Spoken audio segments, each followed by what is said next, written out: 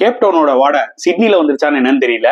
ஏன்னா Australia 289 for 5 இருந்தாங்க, சடனா 299 ஆல் அவுட். அப்புறம் பாகிஸ்தான் 67 ஃபார் 4ல இருந்தாங்க, 67 ஃபார் 7. ஒரே ஓவர்ல ஏசல்வுட் 3 விக்கெட் தரமா போட்டார் ஏசல்வுட்.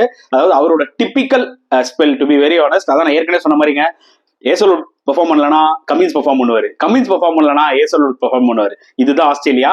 வேற level comeback actually Australia, to be very honest. ஏன்னா 13 ரன் லீடு இருந்தாங்க பாகிஸ்தான். நல்ல ஒரு ஆப்பர்ச்சுனிட்டி, மறுபடியும் கோட்டை விட்டாங்க. லாஸ்ட் 2 டெஸ்டா பாகிஸ்தான் நல்லா விளாடுறாங்க, ஆனா கிரன்ச் சுச்சுவேஷன்ல மண்டகசாய மாதிரி விளாடுறாங்க. டு பி வெரி ஆனஸ்ட், 2 டெஸ்டா அவங்க விளாடுறது பாத்தீங்கன்னா ஆஃப் ஸ்டம்ப் வெளில பால் போனாலே சும்மா பேட்டை விட்டு விக்கெட் விடுறது.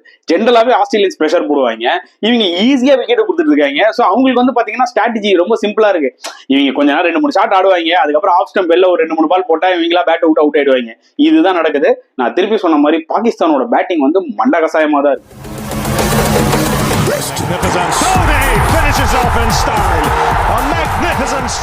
வணக்கம் நண்பர்களே, welcome to channel cocktail furious. So day 3 between Australia versus Pakistan, Sydney test, 3rd test. அதோட ரிவ்யூ தான் நம்ம பார்க்க போறோம். செமையா போச்சுங்க match, to be very honest. ஏன்னா ஆஸ்திரேலியா வந்து ஸ்டார்ட் பண்ணாங்க இன்னைக்கு டேவை, and Mitchell Marsh once again சூப்பரா ஒரு 54 அடிச்சாரு. அதாவது இந்த சீரீஸ்லயே ஸ்டாண்ட் அவுட் பேட்ஸ்மேன் யார் ஆஸ்திரேலியாக்குன்னு பார்த்தா மிச்சல் மார்ஷ் தான். ஏன்னா எக்ஸ்பெக்டட் பிளேயர்ஸ் லைக் டேவிட் வார்னரா இருக்கட்டும், மார்னஸ் லேபர்ஷனியா இருக்கட்டும், ஸ்டீவ் ஸ்மித்தா இருக்கட்டும், அந்த அளவுக்கு கன்சிஸ்டன்டா இந்த சீரீஸ் அவங்க விளையாட்டு எதிர்பார்த்த அளவுக்கு. But Mitchell Marsh coming lower order தரமா விளையாடி இருக்காருன்னு தான் சொல்ல முடியும். அண்ட் பாகிஸ்தான் ஒரு கம்பேக் ஆனாங்க பாருங்க, வேற லெவல். எஸ்பெஷலி அமீர் ஜமால், ஒரு தரமான டேலண்ட் கிடைச்சிருக்கு பாகிஸ்தானுக்கு. அதை எப்படி யூஸ் பண்ணுவாங்கன்றது தான் நம்ம பொறுத்திருந்து பார்க்கணும். இன்ஜுரி கன்சர்ன் இல்லாம இருந்தா அமீர் ஜமால் வந்து ஒரு பெரிய ரவுண்ட் வருவார் இன்டர்நேஷனல் கிரிக்கெட்ல. இப்போதைக்கு டெஸ்ட் கிரிக்கெட்ல கலக்குறாரு.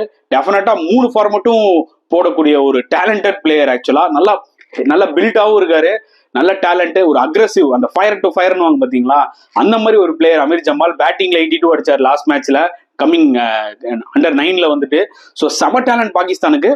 எல்லாமே இருக்குங்க, பாகிஸ்தானுக்கு எல்லாமே இருக்கு. ஆனா பிரஷர்னு வந்துட்டா சுருண்டுறாங்க. ஏன்னா ஆஸ்திரேலியால போய் ஆஸ்திரேலியா அடிக்கணும்னா எல்லா மூமெண்ட்டையும் சீஸ் பண்ணணும். நீங்க லீட் எடுத்துட்டீங்களா புடிச்சிடணும்.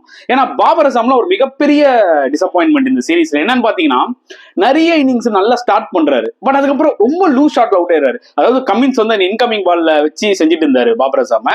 இந்த இன்னிங்ஸ்ல வந்து பாத்தீங்கன்னா ஓரளவுக்கு ஸ்டெபிலைஸ் பண்ணி விளையாடிட்டு இருந்தாரு.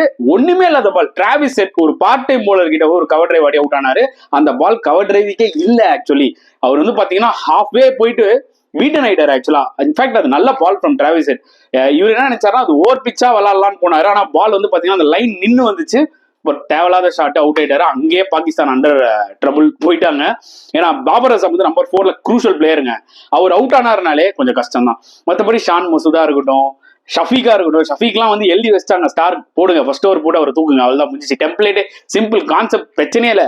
அதாவது அவே கோயிங்ல ஒன்னும் எஜ் போட்டு ஸ்லிப்பு போகுது, இல்ல உள்ள புது ஸ்டெம்போ போடுங்கிறாரு ஸ்டாருக்கு. ஸோ ஷஃபீக் வந்து பாத்தீங்கன்னா ஃபர்கெட்டபிள் டெஸ்ட் மேட்ச் இந்த சிட்னி டெஸ்ட். ஏன்னா 2 டக் அவுட்ஸ். அண்ட் எஸ், ஆஸ்திரேலியா எதிர்பார்த்த அளவுக்கு வந்து பாத்தீங்கன்னா பெர்ஃபார்ம் பண்ணாங்க. ஏன்னா அவங்களுக்கு நம்ம ஏற்கனவே சொல்றதாங்க, அவங்கள சின்ன கேப் கச்சா பூந்துருவாங்க. அண்ட் கமின்ஸ் வந்து நல்லா போட்டாரு, விக்கெட் எடுக்கல. ஸ்டார்க் வந்து அந்த ஒரு விக்கெட் எடுத்தாரு. அதுக்கப்புறமா வந்து பாத்தீங்கன்னா ஹேசல்வுட் கலகிட்டாருங்க, 13 ரன் லீடு. செம்மையான ஒரு சிச்சுவேஷன். ஏன்னா லாஸ்ட் 10 ரன்னுக்கு 5 விக்கெட் போயிடுச்சு ஆஸ்திரேலியாவுக்கு. டப்புன்னு முடிச்சாரு. முக்கியமான கிரெடிட் அமீர் ஜமால், நான் சொன்ன மாதிரி. அதுக்கப்புறம் பாகிஸ்தான் பேட்டிங் ஆரம்பிச்சாங்க. கொஞ்சம் பாசிட்டிவா தான் விளையாடினாங்க. ஷஃபீக் அவுட் ஆயிட்டா கூட கொஞ்சம் பாசிட்டிவா தான் விளையாடிட்டு இருந்தாங்க. பட் என்ன ஒரு பெரிய ப்ராப்ளம்னா, ஷான் மசூத், அப்புறம் இந்த ஆகா சல்மான், இவங்களும் நல்ல பிளேயர்ஸ். அன்பார்ச்சுனேட்லி இவங்க எல்லாருமே வந்து அவுட் ஆகிற விதம்லாம் வந்து பாத்தீங்கன்னா ஆஃப் ஸ்டம்ப் வெளில போட்டாலே எஜ்ஜு குத்துறாங்க. இது வந்து டிபிக்கல் சப்கான்டினென்ட் பேட்டிங். இதெல்லாம் இந்தியாவும் ஒரு காலத்துல பண்ணிட்டு இருந்தாங்க. அதுக்கப்புறமா இந்தியா அதை ஃபைட் அவுட் பண்ணாங்க.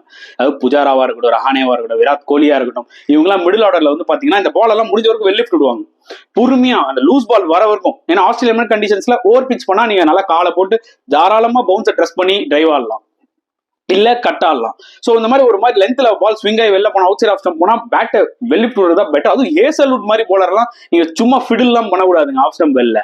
அதை தான் எக்ஸாக்ட்லி பண்ணாங்க. அண்ட் சொல்றதுக்கு எதுவுமே இல்லை பெருசா பாகிஸ்தானோட பேட்டிங் பெர்ஃபார்மன்ஸ் பொறுத்த வரைக்கும். ஏன்னா இப்போ all of a sudden 67 for 7ல இருக்காங்க, 67 ஃபார் 4ல இருந்து. ஸோ எப்படி இதுல இருந்து கம்பேக் ஆவாங்கன்னு தெரியல. ரிஸ்வான் மட்டும் தான் நிக்கிறாரு. ஸோ ஒன்ஸ் அகெயின் கீழே அந்த லோவர் ஆர்டர் பேட்ஸ்மேன் சப்போர்ட் இருந்தாதான் ரிஸ்வான்னால ஏதாவது பண்ண முடியும். இப்பவே 82 ரன்ஸ் லீடு இருக்கு. ஒரு நல்ல சிச்சுவேஷன்ல இருந்து பாகிஸ்தான் கோட்டை விட்டாங்க. இப்ப கூட ஒன்றும் குறைச்சிடல. ரிஸ்வான் திருப்பி ஒரு மேட்ச் வினிங் இன்னிங்ஸ் ஒரு 50 ரன்ஸ் அடிச்சாருன்னா போதுங்க. ஒரு 150 160 டார்கெட் இருந்தா கூட ஆஸ்திரேலியாவை தண்ணி காமிக்கலாம். ஏன்னா பாகிஸ்தான் கிட்ட போலிங் இருக்கு.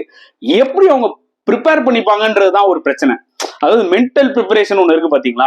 நம்ம 150 ரன் டார்கெட் செட் பண்ணா கூட இவங்களை காலி பண்றோம்டா, அதுக்கு என்ன ஸ்ட்ராட்டஜி? அந்த மென்டல் ப்ரிப்பரேஷன் தான் ரொம்ப முக்கியம். அதுக்கு பாகிஸ்தான் எப்படி ப்ரிப்பேர் ஆவாங்கன்றத வந்து நம்ம பொறுத்து தான் பார்க்கணும். அங்கதான் அவங்க வந்து பயங்கரமா லேக் ஆறாங்க. ஏன்னா இந்த டெஸ்ட் மேட்சும் சரி, லாஸ்ட் டெஸ்ட் மேட்சும் சரி, அவங்க தான் வந்து பாத்தீங்கன்னா முன்னாடி நின்னாங்க. அப்புறம் என்ன அது பாத்தீங்கன்னா ஆஸ்திரேலியா கம்பேக் ஆறது வந்து புதுசு கிடையாது. ஆனா பாகிஸ்தான் என்ன பண்றாங்கன்னா ஆஸ்திரேலியாவை கம்பேக் ஆக விடாம இவங்களாம் ஆஸ்திரேலியாவை கேமுக்குள்ள எடுத்துட்டு வராங்க. அதுதான் பிரச்சனை.